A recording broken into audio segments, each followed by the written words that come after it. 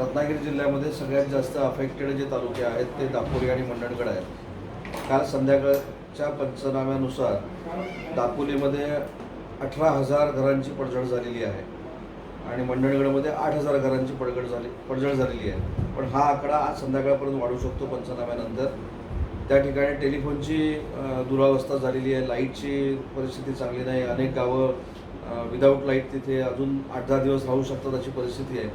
आणि म्हणून उद्या आणि परवा 2 दिवस पूर्ण प्रशासनासकट शासन करते म्हणून मी स्वतः तिथं 2 दिवस दोन्ही तालुक्यामध्ये थांबणार आहे। अन्नधान्याचा पुरवठा असेल, कपड्यांचा पुरवठा असेल, लाईटचा सुरू करण्याचा प्रश्न असेल, टेलिफोन सुरू करण्याचे प्रश्न असतील, हे जास्तीत जास्त लवकरात लवकर कशा पद्धतीनं मार्गी लावता येतील यासाठी प्रयत्न डिपार्टमेंटचे सुरूच आहेत। प्रशासन देखील चांगल्या पद्धतीनं काम करतं आहे, NDRFची टीम देखील काम करते। परंतु हे लवकरात लवकर जनजीवन सुरळीत होण्यासाठी जे जे काही शासन म्हणून आम्हाला करावं लागेल ती करण्याच्या सूचना देखील जिल्हाधिकाऱ्यांना आम्ही दिलेल्या आहेत। आणि मी उद्यापासून स्वतः 2 दिवस तिथं असल्यामुळं त्यांना ज्या काही शासनामार्फत अजून सुविधा निर्माण करून द्यायच्या आहेत त्या देखील देण्याचा प्रयत्न या 2 दिवसात माझा राहील। कालपर्यंतचा नुकसानाचा आकडा हा 25 कोटीपर्यंतचा आहे, तो अजूनही वाढणार आहे। आपल्याकडे जवळजवळ 5,75,000 एक ग्राहक आहेत।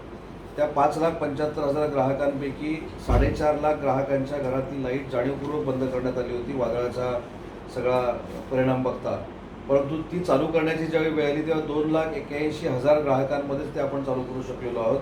अजून जवळजवळ 1.5 लाख घरं ही अंधारात आहेत आणि ती विशेषतः दापोली मंडणगड या परिसरातली आहेत, किनारपट्टीची आहेत। तर तिथं देखील आज काही घरांमध्ये लाईट आली असेल, अजून यायची बाकी असेल। पण ओव्हरऑल जर विभागाचं बघितलं तर महावितरणचं सगळ्यात जास्त नुकसान झालं आहे आणि ते नुकसान वाढण्याची देखील शक्यता सांगितली पाहिजे की जसं वादळ रत्नागिरी जिल्हा सोडून गेलं त्याच क्षणाला प्रशासनानं पंचनामे करायला सुरुवात केलेली आहे।